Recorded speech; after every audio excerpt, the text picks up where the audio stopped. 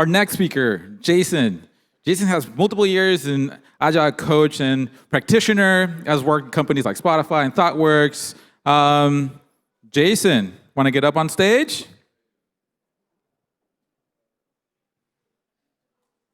Round of applause, please.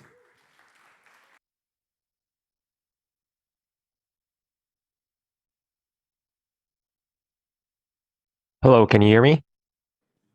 Yes. Okay, cool. So hello, my name is Jason Yep. I'm currently as mentioned, I used to work for Spotify and ThoughtWorks, but currently I'm a senior manager product engineering at Grainger, and today I'm going to talk about Worn It Together and other perspectives on effective product development culture. Okay, so to start, I'm going to talk a little bit about some expressions of culture that I found interesting over the years, and it just gives a bit of a background of how my thinking evolved on this.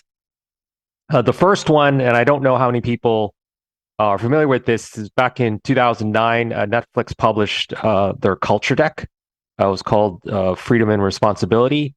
And based on that title, you can tell like that was the thing that they were emphasizing, the importance of freedom, which these days you might call autonomy, and responsibility, which is these days you might call alignment. So it was quite interesting that they publicly published what they thought was valuable and updated it over time.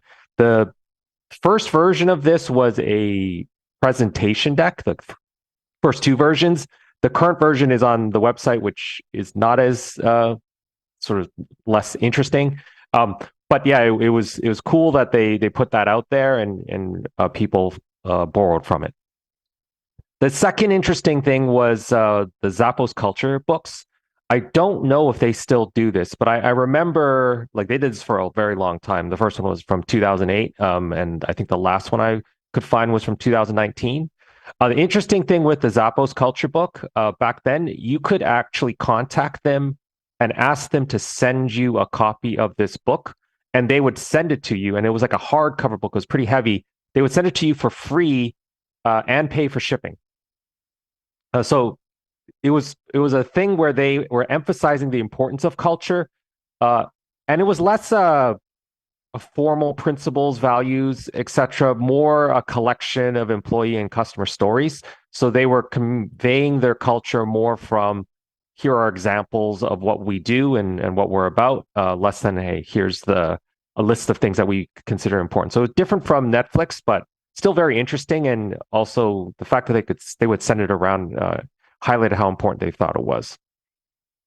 The one that I'm the most familiar with, because I did work at Spotify from 2015 to 2022, is the Spotify engineering culture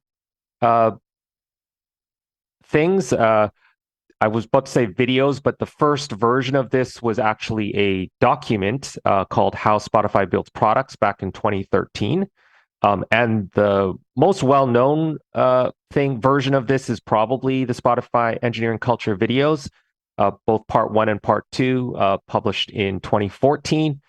I would say that a lot of the reason why it was compelling was the hand-drawn nature of it, which just made it very interesting to watch. For the most part, I've kind of noticed back in the last few years, this was very well known, and almost anyone I talked to was aware of it. But I'm actually curious whether it's starting to fade out of awareness. And that kind of gets into why I'm doing this talk.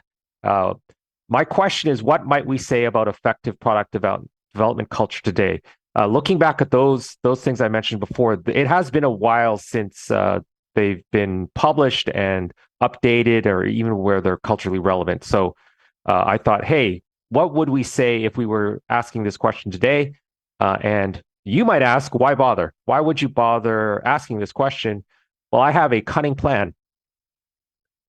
And that plan is, the idea is that if we express effective product development culture and do it in a way that is inspiring, so people find it interesting, and we expose the rationale. So you say, hey, here's an interesting culture, but this is why we're saying these things, to encourage people to reflect, that this will create a community of reflective practitioners, this audience being the target here. And then you yourself will think, hey, how might we express effective product development culture in our context, in our situation, which would then inspire more people, especially if you expose rationale and we start this reinforcing feedback loop. That's my cutting plan. That's the idea for this talk.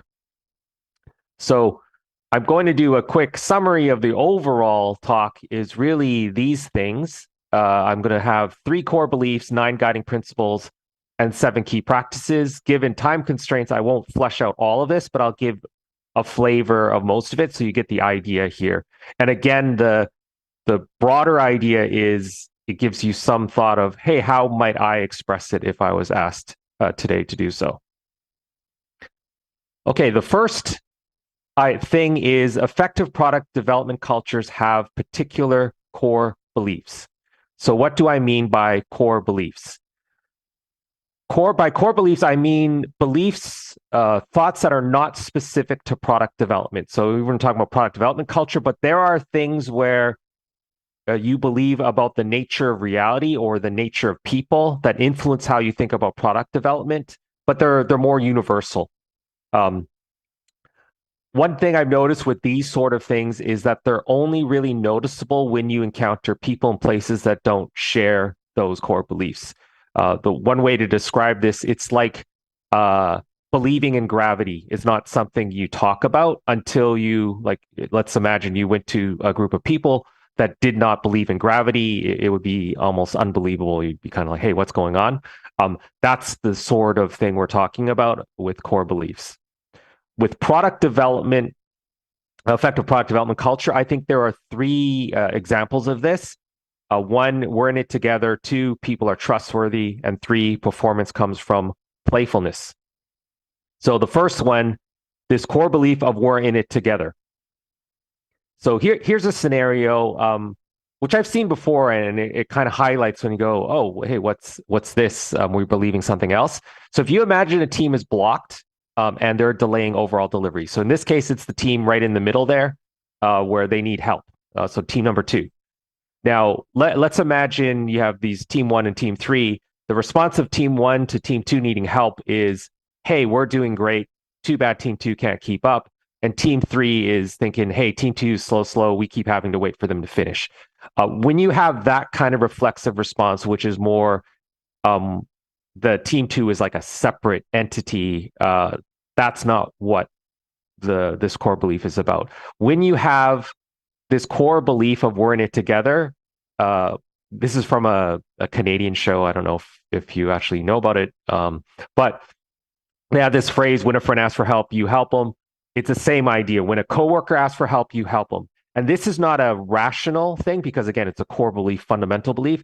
It's more, this is how things are done, and you just assume that that's the correct thing to do. Questioning it doesn't make sense. It's like challenging gravity. When someone asks for help, you work out how to help them because you're in it together. I've fleshed this out a little bit more in this slide, but it's like, here's a set of things that you might hear when you don't have this belief. This whole, it's not my group, it's not my problem, it's not my job, it's not my problem, where it's more individualistic, more single team, more single department. And you have this kind of in-group, out-group thing versus the, you have my back, we're all in the same boat, how can I help? Like really shared purpose, mutual respect. So when you have the core belief, you're on the right. The second core belief is that people are trustworthy. And again, if we think about reflex, so if you believe this, what's your reflex on something like transparency? So let's assume like you don't have the core belief. You don't believe that people are trustworthy. So you believe people tend to have bad intentions, and or they can't handle the information. So even if they have good intentions, they're just not capable. So they're not trustworthy. If that's your belief, you will tend to hide context and micromanagement. So you won't share things, you'll micromanage, which will mean that people don't know what the right thing to do is. And then that leads to people doing the wrong thing, which reinforces your belief that people aren't trustworthy. Okay. And again, this is not what we want. You have a different loop here. So you believe people want to do the right thing. And this goes to people doing the right thing, but let's say, because people want to do the right thing, you are transparent about context because you trust people want to do the right thing. And because you're transparent about context, people know what the right thing is. And then they're more likely to do the right thing, which reinforces the idea that you believe like that they're worth trusting because they're doing the right thing and they want to do the right thing. And this is a reinforcing feedback loop, which reflects that core belief of people are trustworthy. So there's an old concept called theory X and theory Y. There's like a Wikipedia link there. I think it's Douglas McGregor. This has been around for a very long time. This idea of theory X, where people are selfish, lazy, dumb, and only work for their paycheck. And then there's a theory Y, where people enjoy their work, are motivated, intelligent, and trustworthy. I tend to say like effective product development culture is a theory Y type phenomena. So people are trustworthy is just my way of saying theory Y. Final core belief is that performance comes from playfulness. So when you look at peak performance, people talk about thousands of hours of practice and improvement. And there's two ways to do that. One is based on willpower and dedication, which it's really hard to maintain. And another version is, or another tactic approach is serious, what I'll call serious play. So you're enjoying the practice. You're not just like working really hard. And serious play tends to be more sustainable and reliable. I like this Bruce Lee quote. You'll see variations of this expression in a lot of different domains, but I like the Bruce Lee one. Turn your sparring to play, but always play seriously. And that's the same idea that performance comes from playfulness, but a particular type of playfulness, which is serious play. Okay, so those are three core beliefs. And then I also have effective product development cultures follow particular guiding principles. So guiding principles are different from core beliefs in that they are context specific. So they're not nature, reality, nature of people. They're more nature of software development or nature of product development. And they need to be said. So I kind of say, hey, it's like if you believe in gravity, you don't argue about it per se. Like it's kind of not normal to argue about it. It's more when you're talking about guiding principles, it's more like arguing about the best way to design a plane or design whatever product. There are different ways to do it. So it's a strategic choice, which means you have to say it. Best of all, or like the best version of it is when your guiding principles should reflect decades of collective experience, and they should not be obvious to novices. There's no point in having a guiding principle that any person understands. It should reflect expertise. So I have a number of these, 9 of them. I'm only going to talk through 3. The first one, I'm picking these mainly because I think they might be interesting to this audience, but we can talk more about the other ones if you like. The first one is consent over consensus. I'm trying to tie these, so trying to show how these tie to the belief. So if you believe that we're in it together and you believe that people are trustworthy, you will see that there's a tendency for the organization, the company, to have a preference for consensus. So consensus being you're trying to get everyone to agree on stuff because, hey, they're trustworthy and we're all in together, so let's do that. And that causes a problem, which is why we have to have this principle reflecting expertise of consent over consensus. So to run through why this is the case. So if you have unilateral decisions, it tends to lead to false progress. Meaning if you have this kind of authoritarian approach where, because I need to make the decision quickly, we don't have time, so some authority figure makes a decision, and then there's a mess usually in execution because you don't have buy-in. So it's a problem. The decision was made quickly, but the progress is slow.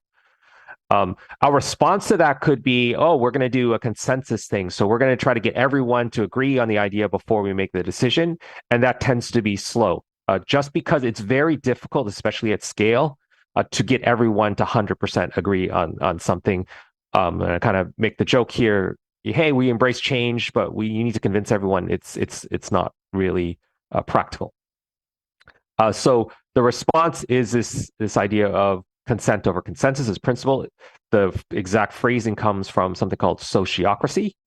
But also people might know this as no objection. So it's acceptance over agreement, or more well-known in the tech community is this idea of disagree, then commit, which I believe originally came from Amazon, but many other companies talk about it too, including Netflix. Okay, so the next principle that I'll talk about is enabling autonomy with clear intent and technical excellence. The freedom and responsibility thing that Netflix talks about, like I kind of referenced from Netflix, is also similar to this. Spotify also talks about aligned autonomy. But again, tying back to beliefs, if you believe people are trustworthy, but you believe that we're in it together, so you'll have this two tendencies. That people are trustworthy creates a tendency to encourage autonomy, and a belief that we're in it together creates this tendency to encourage alignment. And this principle is really a tying of those two things. So enabling autonomy with clear intent and technical excellence. The technical excellence is like extra above alignment because it's not enough to just be clear. Really, this is derived from, this picture comes from a drawn version of a presentation by David Marquet, who wrote a book called Turn the Ship Around. He calls it giving control is supported by competence and clarity. And I've just translated that to different words, which I think tie a little bit better with product development. So enabling autonomy through technical excellence and clear intent. The idea with this principle is you want to focus on the pillars more so than the result. So it's like, it's not, hey, I'm going to give you autonomy or we're going to have autonomy. It's more, we're going to focus on competence. We're going to focus on clarity. And the autonomy is almost like a side effect. It just comes out of being good at the bottom two things. Okay, the next principle, think big, work small. I borrowed this phrasing from someone called John Cutler, but I'll expand in terms of how I think about it. So this links into the belief I mentioned before about we're in it together. And the principle that I just mentioned around enabling autonomy with clear intent and technical excellence. So if we tie that principle with a nature of software development, which I would say iterative incremental delivery is associated with software product development specifically, you tie those things together and then you'll get this principle of think big, work small. So a very common error. So working big, I don't think is as common of an error in product development these days, at least for more modern tech companies. Some you may still see this in legacy companies. The larger problem I think that's typical is where people know to work small, but they think small as well. So they don't have a broader picture. And think big, work small is trying to address that. So I think big is that you have a coherent, bigger picture strategy and you're combining it with iterative incremental delivery. So you're not just iterating small things with no context. There's a broader context. And this ties back to this idea of having clarity of intent to enable autonomy. The thinking big part is creating that alignment. Okay, so 9 guiding principles, and I just covered 3 of them, but there's more which you can look into later if you like. Okay, the last tier of what I want to talk about here is key practices. So effective product development cultures also use particular key practices, some of which I think have been mentioned in this conference as well. But I'm going to expand on how to think about this really. So key practices are observable activities reflecting the previous beliefs and principles. So when you're looking at a culture, these are the only things that you can see or hear. Everything else before is more like what's happening in your head, where the practices are the visible evidence. You would expect these to evolve more frequently because we learn over time, hey, different techniques. I know I was just watching a talk, people were talking about, hey, how does ChatGPT or all these large language models affect things? So again, like you'd expect things like that to affect practices more so than principles and beliefs. You may see sometimes like nature of software development, nature of product development change because of some large change. And then again, you'd see principles change. But usually things like beliefs, they don't change because again, nature, reality, nature of people. But practices change more often. So I have 7 practices here, but again, I'm only going to talk about a few of them. The first one is aligned autonomous cross-disciplinary teams. I'm picking this because it links to some of the things I mentioned previously. So We have a principle I did mention before, enabling autonomy with clear intent and technical excellence. And one I did not mention in this talk, but I have one talking about the basic unit is the team, not the individual. And this practice is answering the question, how should teams be structured when you have a principle of enabling autonomy? And so the specific practice is aligned autonomous cross-disciplinary teams. When we look at a team, I would say when you look at a team in an effective product development team, you have these four things.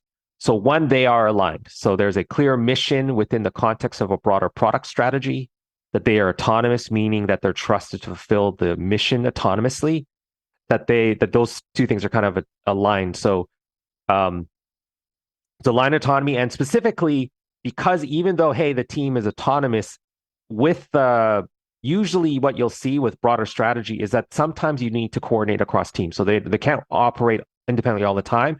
And there's an expectation that the teams themselves will work out how to coordinate with other teams as needed. And finally, that they have all the skills and tools necessary to fulfill the mission, which usually means that they're cross-disciplinary.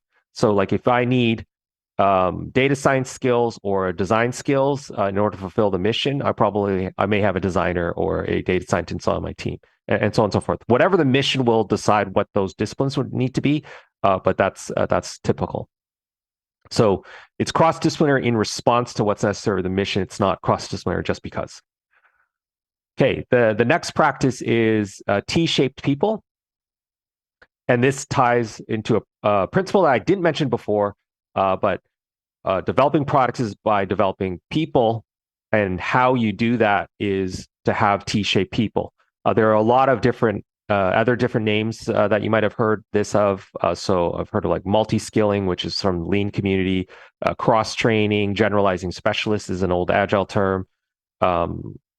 Kent Beck came up with paint strip people, and someone else, which I forgot the name of, is said icicle-shaped people, which I kind of liked how he described it there too. But the basic idea is if you look at the depth here, like so the vertical here as in the depth you have in a skill, and the horizontal is the breadth of skills that you have of capability in. I-shaped is a specialist. This kind of hyphen thing is a generalist, and that's more typical if you have a solo product development. But the typical shape of people in effective product development is more this T-shaped. So they have something that they're very strong at. So they have a specialty, but they also have breadth. And this helps with various things: communication, adaptability, and so on and so forth. So generally, you see that. Typically, with a larger scale of effective product development, you will see mostly T-shaped, and then this specialist as needed. Sometimes you just have things that you need really deep knowledge in, so you do see that. Generalists are not so common in larger organizations, but yeah, more typical when some place is smaller or if you're solo. Okay, so again, T-shaping allows you to adapt to varying demand. If I have a bunch of stuff I need to do, I can schedule purely based on priority because the team members can respond with whatever is needed to deal with that priority. If you can't do that, if you don't have the ability to respond to anything, you're going to have to shuffle your priority based on what you have available. Okay, it means that less people are needed, because if I have T-shaped people, I don't need a single person for every specialty. I might just have a few people that just have more capability, so you just need less people. I got my kind of joke here too is when you have less people, you also need less managers. So in generally, it reduces the number of people that are required. And it helps with communication because now you start to learn other people's language, which makes it easier to interact. Again, my thing here too is typically when you have a lot of specialists, you need a translator, aka manager. So then again, it adds to the staffing requirements when you don't have T-shaping. Okay, the final practice I wanted to share is probably not so common actually. This one is continuous research, continuous discovery, and continuous delivery. So if you remember the principle I mentioned of think big, work small? Think big is this practice of continuous research and design, and work small is the practice of continuous delivery. And I'm combining those two things to say, hey, this is how you express think big, work small. When you are looking at product development, I'm going to throw in 3 stages of things that are happening. 1, you're doing research to understand the problem space. 2, you're experimenting to identify potential solutions. And 3, you're delivering a specific solution to a specific problem. And this is kind of a naive way of doing it. It just goes in this kind of waterfall-y thing, and it does flip around, but it just goes through this thing. And I'm saying, hey, don't do this. Much more effective is where all 3 of those things are happening in parallel. So you're continuously exploring the problem space in to be more specific here, I'm doing ongoing market research. I'm continuously exploring the solution space. So different technologies are coming up. We're trying to work out what they might be used for, understanding them. Not for any specific problem, just understanding potential solutions. And then you have the, continuous delivery where, hey, we're working through a specific problem. I'm pulling whatever knowledge I've picked up in terms of exploring problem space and solution space to pick a specific thing, which would then continuously deliver. When you are most effective at product development, all these things are happening at the same time. It's not a start-stop thing. It's just like a constant thing that's happening. And then you're just pulling like what you know at any particular point in time when you're doing delivery. Okay, so that's 7 key practices. And again, this talk here, this sort of the end of it, the idea I wanted to have here is just to give you an idea of what it could take to express effective product development culture. You may not actually agree with everything I said here, but hopefully some things are interesting, and hopefully my reasoning made sense, even if you didn't agree, and that you will reflect about how you might express this and share that, and we can build a community.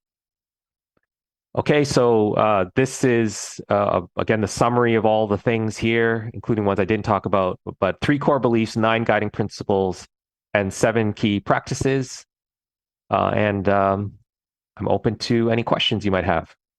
Thank you.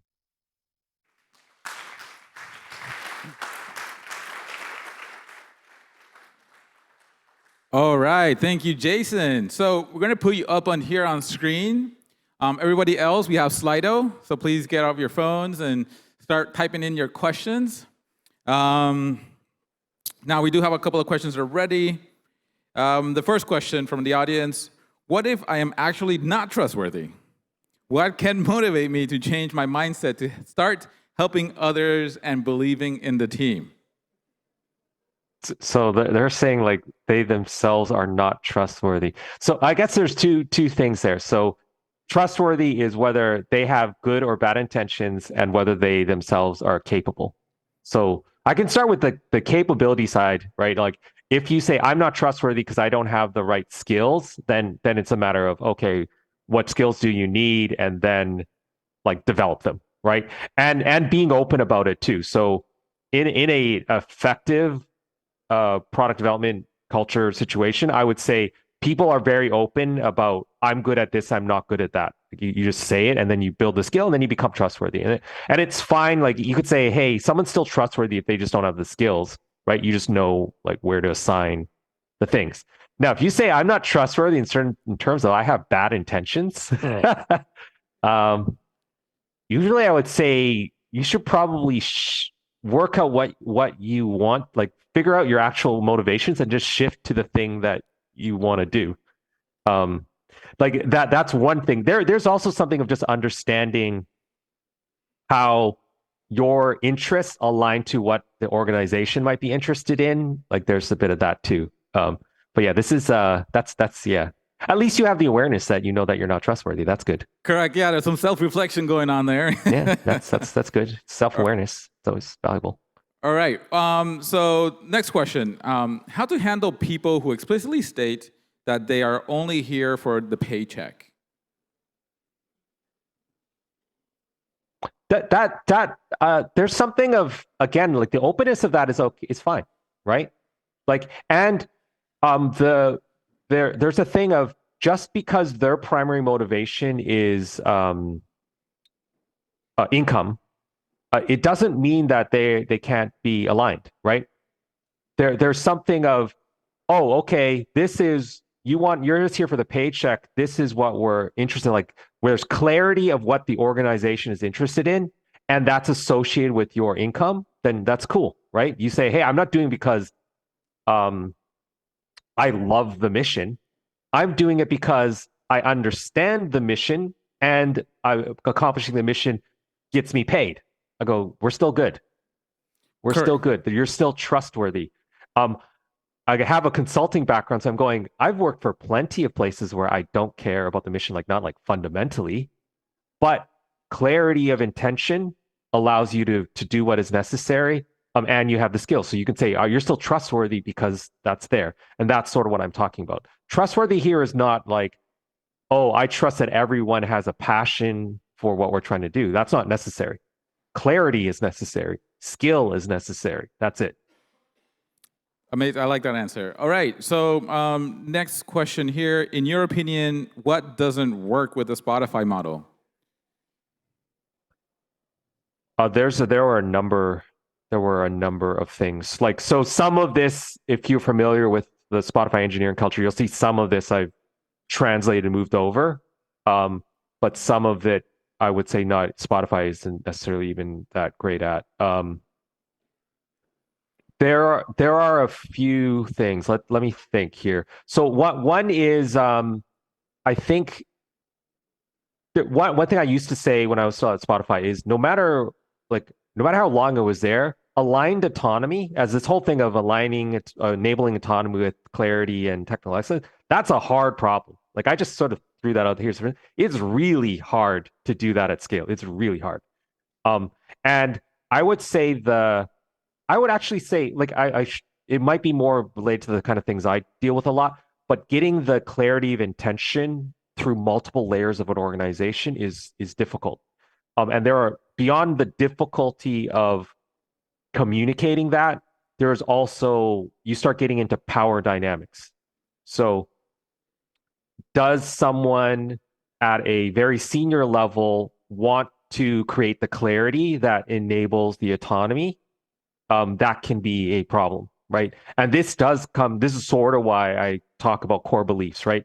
If there is someone with enough power within an organization that doesn't really believe people are trustworthy, you're going to have a tough time, right? Correct. Which is And why those things are quite important. definitely. And there's a lot of articles around like if the Spotify model actually works for an organization, it wasn't made to be copied, but rather just inspiration for Yeah. others. Yeah. Partly why I want to do this is to say, because most of the time when people say, hey, Spotify model doesn't work, they're thinking about practices. And I go, I want you to reflect on beliefs and principles, not just the practices. You're going to adjust those practices based on your context, but look at the beliefs and principles and what is necessary, what is effective. And then you'll say, hey, I'm going to do a different practice because my context is different, but my beliefs, my principles don't change. Perfect. Next question then. Regarding think big, deliver small, imagine big projects like revamping a system, and if we can't get any business value unless we release it all, what can we do? What to do? So this is like legacy replacement type thing.